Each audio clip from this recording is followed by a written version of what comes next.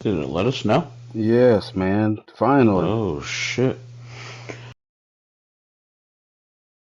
Network errors and shit, and I couldn't join even your chat. Like, it said I was part of the group, but it wasn't, like, allowing me to talk or anything. And then when I went to, like, click your share thing... What was the last thing that we saw? What was the last thing you guys saw?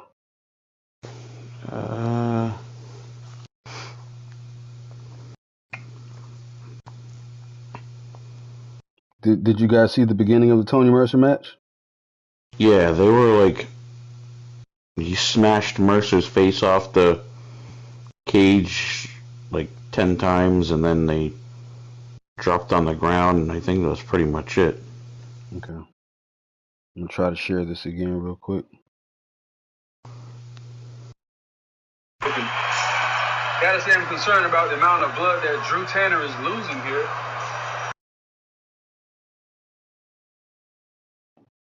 I hate that happened. As Tony Mercer up on his shoulders here and drops him down hard. And Drew Tanner now, I think it's going to take a little more than that to keep Tony Mercer down. Drew Tanner at the same time seems as if he's struggling a little bit with these getting out of the cage, but here he is. Drew Tanner thought he was about to escape there, but Tony Mercer's able to. Wait, Drew Tanner is going to escape. This one is over.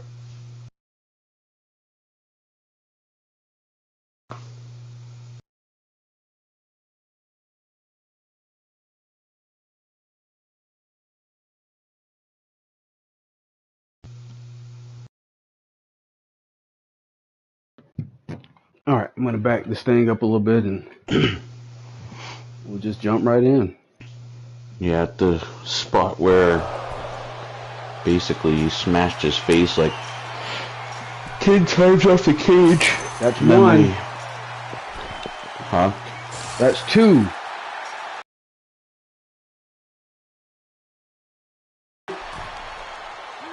Four. 5. We are back, ladies and gentlemen. Phoenix, Arizona. We are live as Tony Mercer is getting his face rearranged. And this time I am not alone. I have the voice of HWA with me. Steven Jericho is on the mic, ladies and gentlemen. Absolutely. It's great to be here. We had some technical difficulties, folks. I am not able to watch live, but I'm here for some moral support.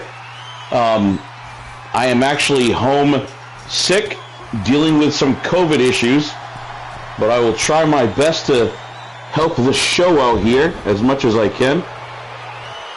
We see back into action Tony Mercer again attempting to escape here. Drew Tanner climbing and trying to stop her from getting out of the ring and lands a couple of blows, and Tony Mercer lands a few kicks of his own and just knocks Drew Tanner off of the side of the ring and is again attempting to escape.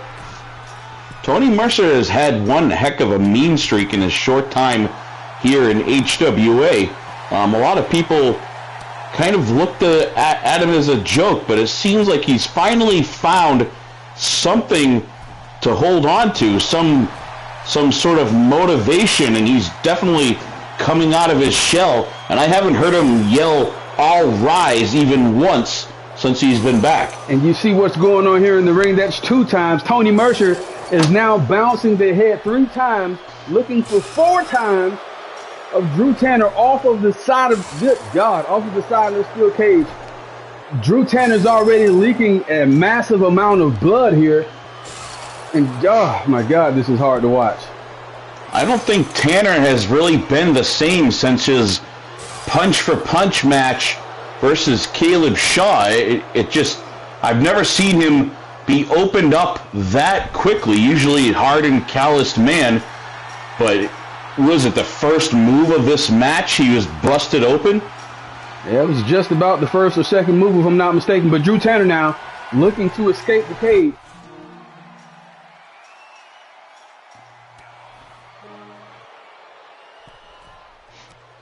Cajun seem as if they become afraid of heights suddenly, but Drew Tanner not able to escape. Tony Mercer pulling him back in the ring, and now Tony Mercer looking to escape. It looks like these guys are going to race to see who can escape the cage first. Tony Mercer trying to escape here, but no, Drew Tanner pulling him back in and bouncing his head off the top of the cage.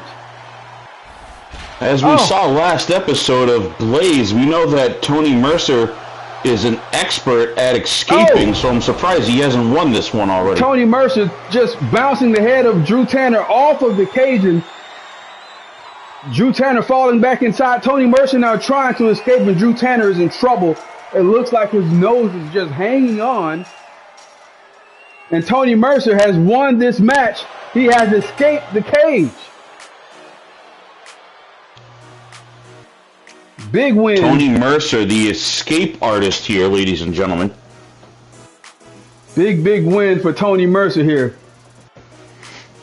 The fans seem to actually be I don't know if they're enjoying the fact that Drew Tanner's face has practically gotten rearranged, or if they're enjoying the fact that Tony Mercer won, or what it is, but the fans are absolutely loving the action here tonight. I don't know if it's just a pride thing, but I don't think I've ever seen anyone in hybrid or other eFeds escape through the door. Is it a sense of pride, James, as an actual in-ring competitor? Where myself, I've never been in the ring, but is it a pride thing, or is it just inconceivably hard to get out the door of these things? I think it's a matter of, and while I got you here, we're going to take a moment and talk about Pandemonium next week and some of the things that we can expect to see. We know that King Manny will be in action. What else can we expect to see next week on Pandemonium? This was, I believe, last week's show, James. It's posted up there now on the episode 9 when King Manny was back in action. So hopefully everyone watched the show and saw Manny take on Sander Cool. King Manny picking up that big win. But on next episode of Pandemonium, so far, the only thing that I've noticed you signed off on is Devil Dog taking on Zulite. After Zulite on last Pandemonium attacked Devil Dog, just unprovoked, knocking him unconscious with a shovel, and then delivering 2 DDTs to him. I've never even seen Devil Dog communicate with Zulite, so I'm very curious as to what that was about and why he targeted Double D. Yeah, definitely a lot of extreme action there. And speaking of extreme action, ladies and gentlemen, we are getting ready for our first ever Singapore cane match here in HWA. We saw the action, what happened last week. David Pope attacking Josh Armstrong with the kendo stick after Josh Armstrong attacked him with the Hybrid Impact Championship as David Pope was getting ready to match with a hired gun facing Josh Armstrong and Michael Blaze. The end of that match, David Pope entered with a Singapore cane and went to work on Josh Armstrong, and that leaves us here tonight at the HeatWave pay-per-view, ladies and gentlemen. Look at the abs of David Pope. I don't think he had abs until he was struck several times in the stomach with that kendo stick. I believe that those are not really abs. Those are just welts and bruises that are a pretty good look for Pope, actually. So not only, you're telling me that not only is Josh Armstrong a tap-out artist, but apparently he's a pretty good tattoo artist also. Absolutely. It almost looks like those the YouTube shows there where they take like a grate from a stove and press it on their stomach and, you know, makes them the fat guy having the six-pack abs. And I think, all jokes aside, I think David Pope would attribute that to nothing more than hard work. Yeah, no question, no question. The young man definitely puts in his work. Sometimes old SBJ tries to be funny Most of the time it backfires on me, but you know, hopefully the fans appreciate it a little bit. You know, you got to be careful. I know he was standing a little close to the booth, and David Pope can get a little out of control here, so I want to make sure he keeps that action in the ring and don't bring one of those Singapore canes over here. I'm sure Josh Armstrong, the armed Armageddon of HWA, will keep Mr. Pope well away from us. You see these two guys getting a good look at each other before this match here. The announcer talking about David Pope. And now turning his attention to Josh Armstrong, the Hybrid Impact Champion. And the fans here in attendance cannot get enough of Josh Armstrong. As he always says, when his arms go up, your arms just went down. I think it was something like that, James. But something like that. I'm paraphrasing here.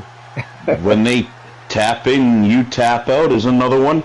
Team Tap Out has been catching a lot of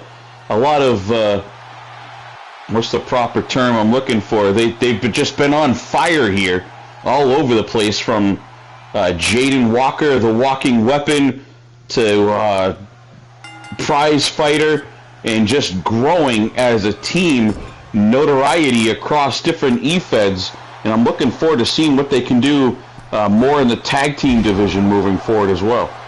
They are most definitely gaining traction. David Pope right out of the gate with that curb stomp. Josh Armstrong missing with that springboard maneuver, and David Pope making him pay for it.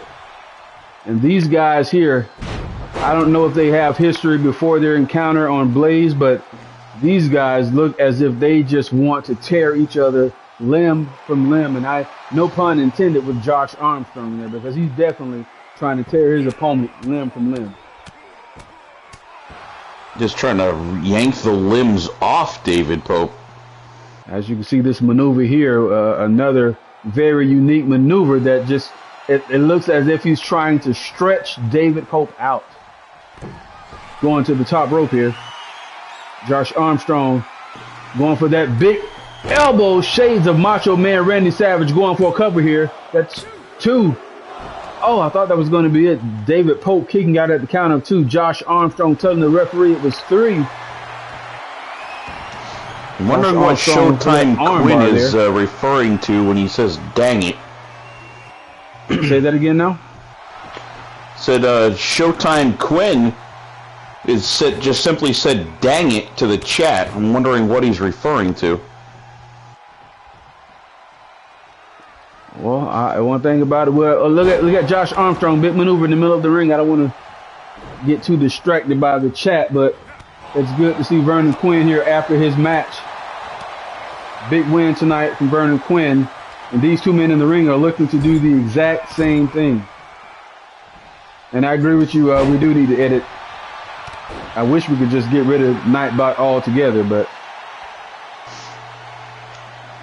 we'll see what we can do with that, because it looks like Chris Harris has been booted for 600 seconds. Oh, apparently. Wow.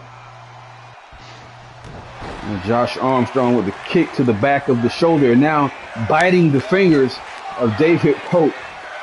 Josh Armstrong has that win by any means mentality, and it is one that I absolutely love. But David Pope landing 2 massive clotheslines there out of nowhere, taking Josh Armstrong by surprise, going for a cover in the middle of the ring. That's 2. And Josh Armstrong kicks out at the count of 2. David Pope now rolling to the outside. You know what he's going to get. This is the first Singapore cane being introduced to this match. Oh, and Josh Armstrong turns his back and pays for it. It took an awfully long time to introduce the weapon that the match is named over, but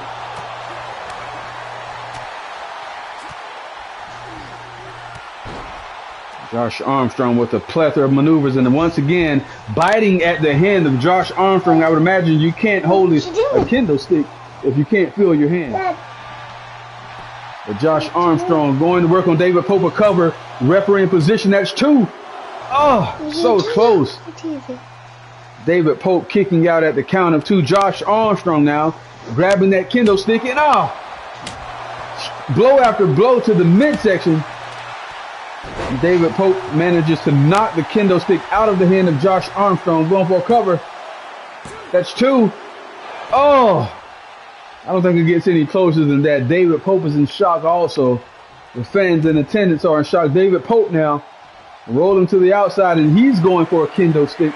I'm sorry, Singapore cane. Oh my gosh.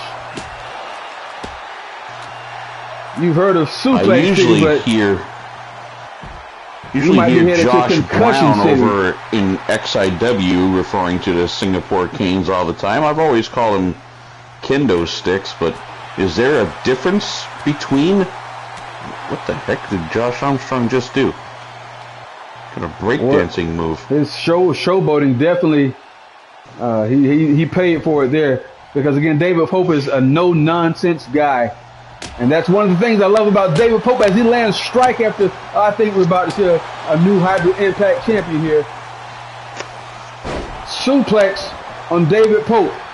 In the middle of the ring, referee in position. 1, 2.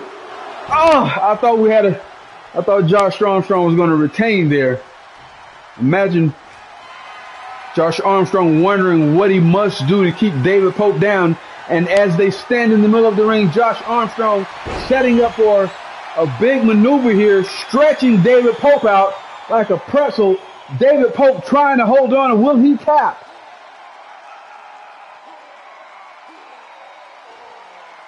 No, David Pope does not tap, forces Josh Armstrong to release the hold. Josh Armstrong going to the top rope once again. Shades of Macho Man Randy Savage.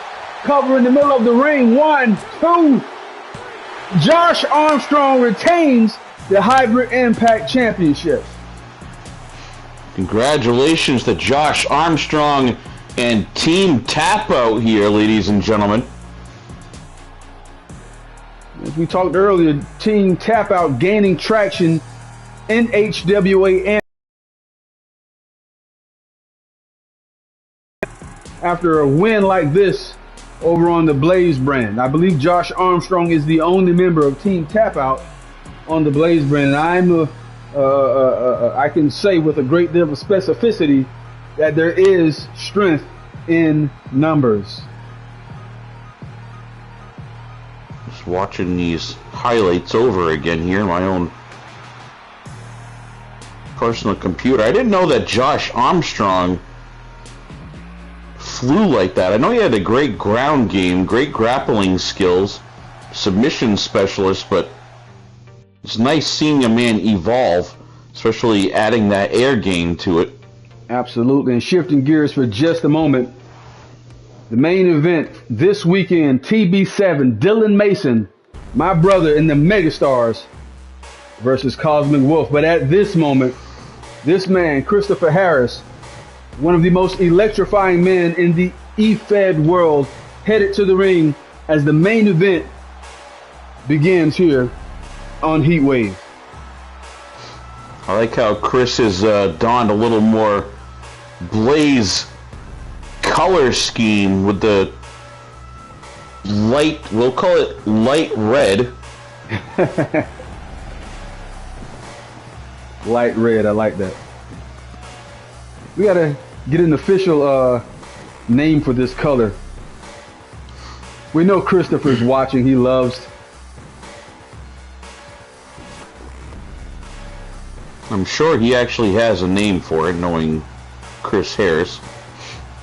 We'll call it Blaze Light.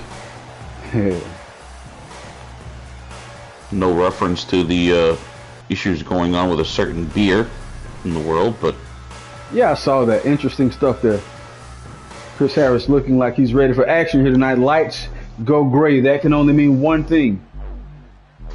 Hill Money is in the building. Speaking of Hill Money, we got to talk about what happened on Blaze.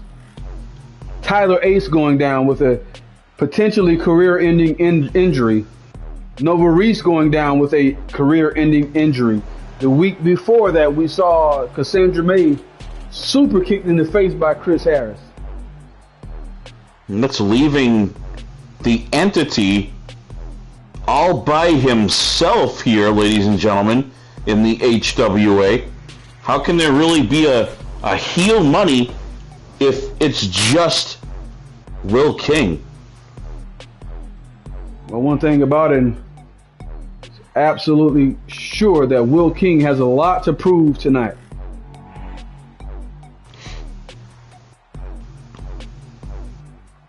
King strutting down. He doesn't seem to be bothered at all to be out there by himself unless he's got some sort of ace in the hole, so to speak. Well, I'll tell you what, they don't call him heel money for no reason, but I imagine tonight is the opportunity to see exactly what that heel money can get you, because right now the heel money stable itself is not in good shape. I see Chris Harris there saying that it's hot peak. No, we'll take his word for it. Now, before we shift gears here, I want to make light of an interesting request that was made by Lance Hagen, our Blaze World Champion. He specifically requested no entrance music tonight because he wanted to hear the fans. I don't understand the maneuver or the move, but we're going to grant him his wish here. I'm kind of curious too to see the amount of fans that actually cheer for Hagen. I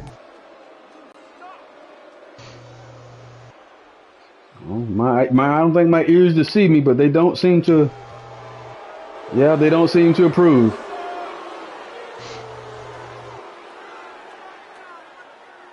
I heard a couple fans speaking about him, but they weren't saying words that I can, say myself over the mic. Lance Hagen has gone on record referring to himself as the gold standard, referring to himself as the Montstar. What do you think about that? I believe the gold standard is already taken, and he's a world champion here, and he is a monster. So I guess you can use Monstar. It kind of would be fitting. He is technically a star. You can't be a champion, a world champion, without being a star. So that nickname I kind of agree with. Showtime Quinn not a fan of Hagen either. I see. But I'll tell you one thing. Lance Hagen is a guy that I would not want to meet in the back alley. He looks good this year. I mean, I've seen him in years past. He's trimmed down a lot. He's seems to be pulling himself together. Hagen at times had been very unreliable and let other things get to him. But, it seems like he's been holding on to this success that he's had so far in HWA. Well, it's going to be interesting to see if he can continue his winning ways here tonight. The objective of this match, as we call this match, a Russian roulette match. First man with 2 pinfalls will become Hybrid Wrestling Alliance Blaze World Champion. Now, I specifically spoke to each one of these men individually, and I told them all I expected them to put on a show tonight to entertain these fans, and I hope that they live up to that here tonight. Look at the strength. Look at the strength of Will King. And now going after Lance Hagen.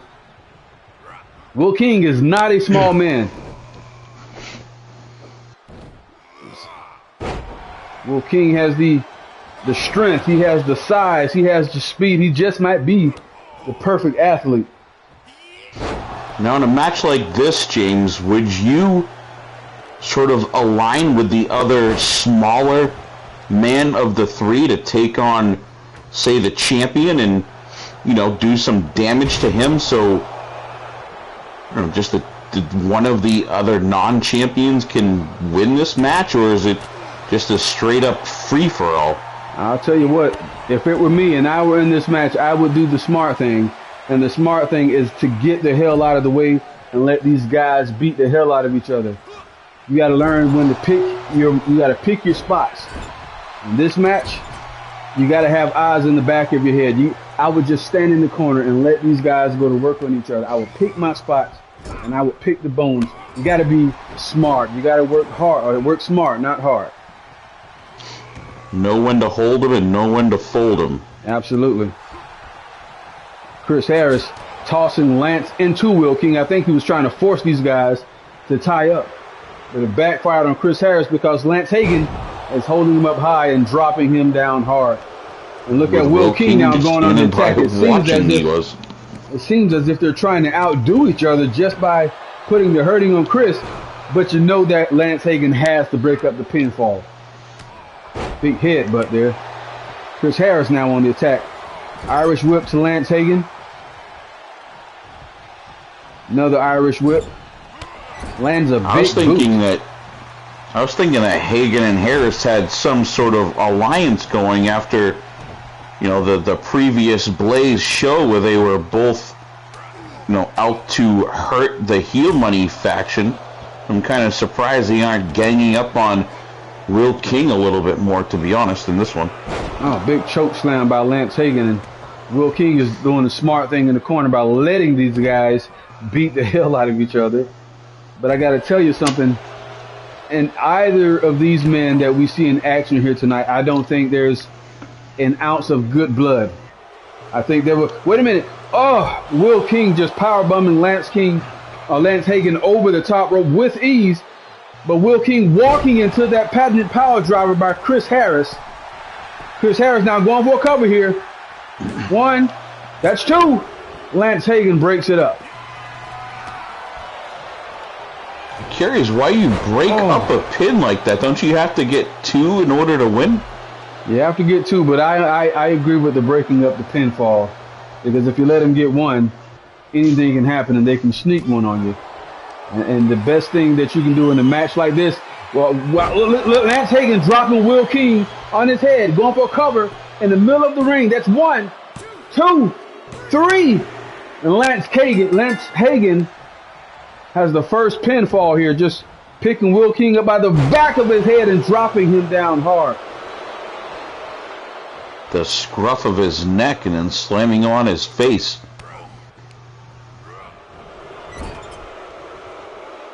And Chris Harris now looking to take control of this match. But Will King catches him off guard with a big knee. But at the same time, that allows Lance Hagen an opportunity to recover. And I tell you what, there is a ton. I said I wanted you guys to entertain the fans, but not showboat. Will King, Lance Hagen was going to break up the pinfall. Looked like he tripped over the referee and missed. But Chris Harris still able to kick out at the count of 2.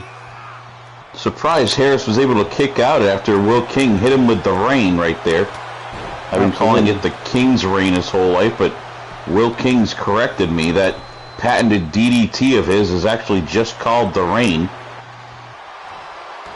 Make sure to call that correctly next time. Absolutely. Ton of showboating tonight, as I said before. Now look at the strength by Will King. Oh my God. It's dropping Lance Hagen on the back of his head. But you got to have eyes in the back of your head, and that's prime example because Chris Harris is right there and on the attack. Also going after Lance Hagen. Look at Chris Harris showing the strength, able to get the big man off of his feet there. And Chris Harris now going for that chokehold, lifting Will King off of his feet. Chris Harris seems to gain momentum and strength the more the women yell and scream that are in the crowd here. Lance Hagen just, I don't know if it was an accident or not, but just took the referee out with a big side kick. I don't know if he got all of it, but the referee was luckily able to make it back to his feet in a timely fashion. Chris Harris going for a cover in the middle of the ring. 1, 2. Oh my God, that's so close. Lance Hagen kicks out at the count of 2. And now going for a choke here so far. No. We've got 1 pinfall counting for Lance Hagen. Hagen is up 1 0 to Wait a 0 minute. here. He just dropped Will King on his head again and going for another pinfall. That's 2. Oh, that's 3. Lance Hagen has retained the World Championship. Helps write that story as well. Both pinfalls. Absolutely. You took the coming words out in of my the form mouth. of to Will King here.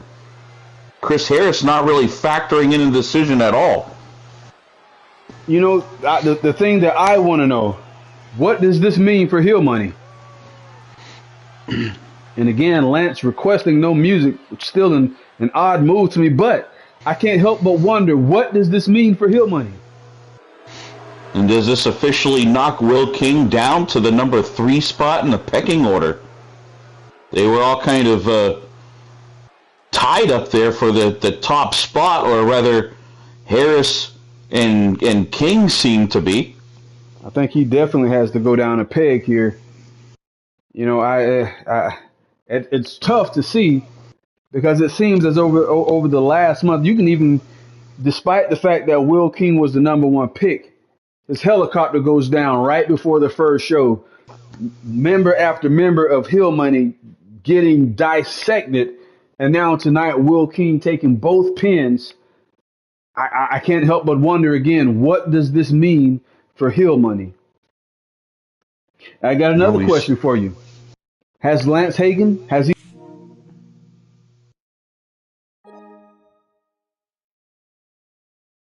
and Will King a dominant win at that? Has Lance Hagen silenced his critics? I'm going to stop talking any amount of trash about him here. He picked up a huge win against 2 not only top superstars in HWA, but 2 in our community, period. Absolutely. You know, I can't help but wonder, is this the biggest win of Lance Hagen's career? I see the poster there for the $150 open weight challenge between Gorilla Cruz and Jason Dixon.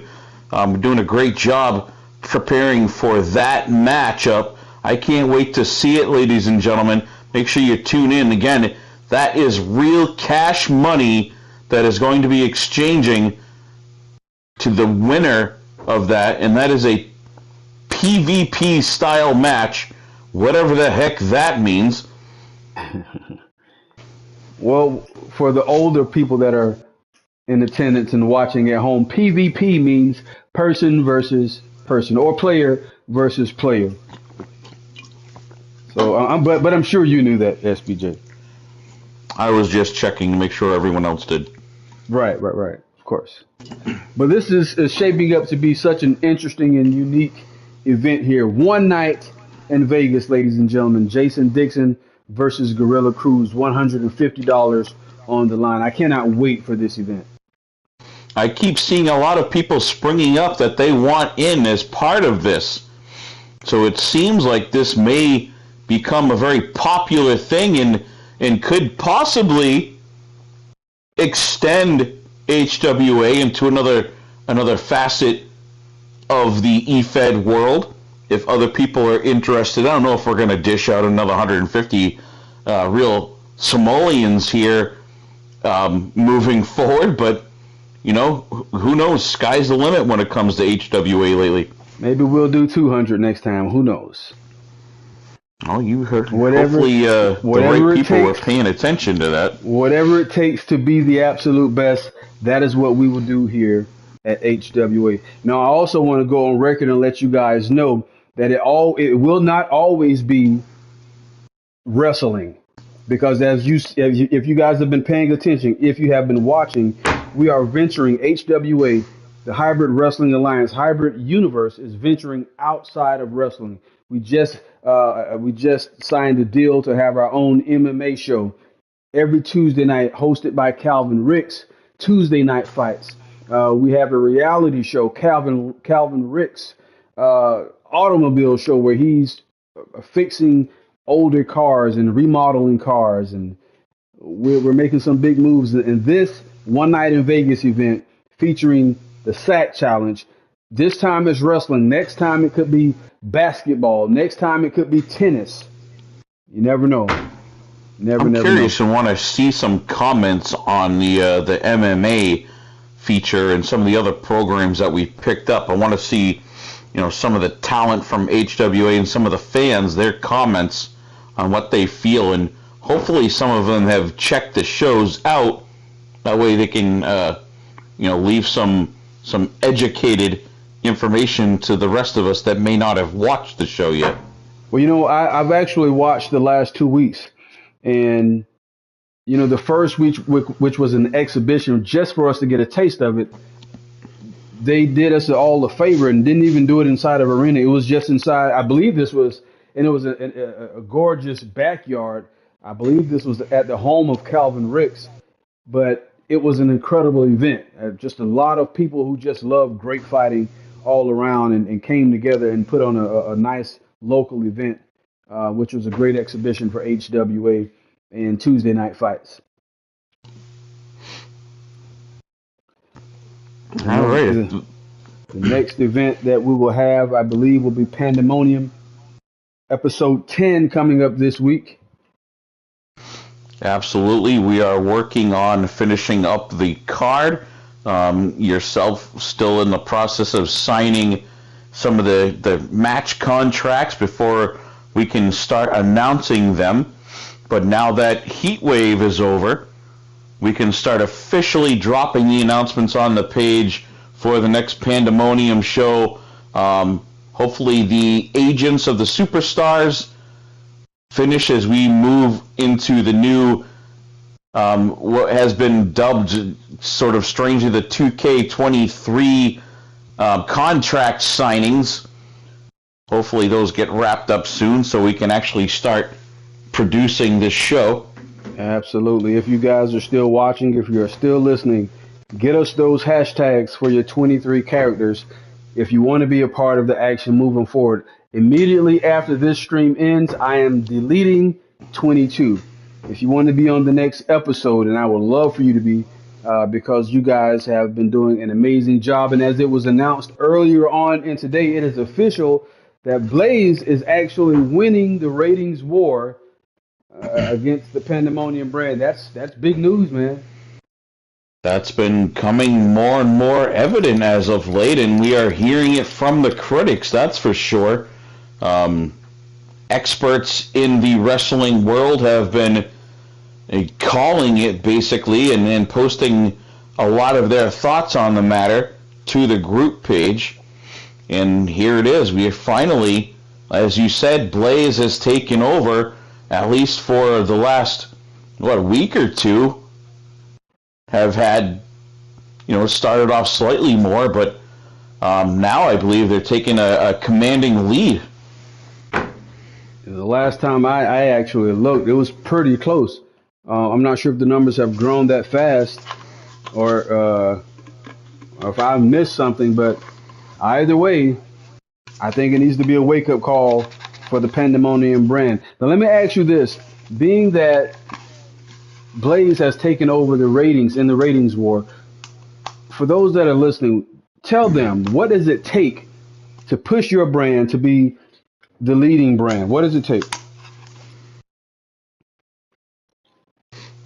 This question for the fans, or you asking me there, James? Yeah, this question is for you. I'd like you, in your words, I want you to tell the people what it takes. A little bit of a lot of things, to be honest. You've got to push your product. Like if you're on the Pandemonium show or the Blaze show, you should be doing your part to share the broadcast, maybe talk about it, tell friends, make sure you show up, you comment, you help build hype for it, you get your promos out on the page, be active. That helps, people want to see how things turn out.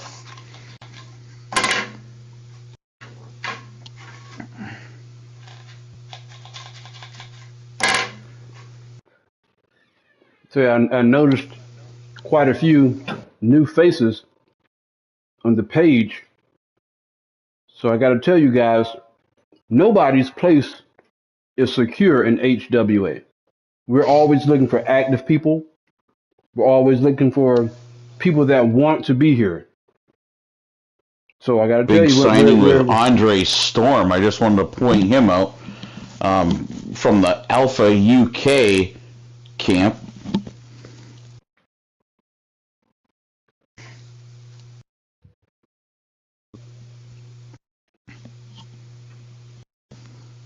great show tonight.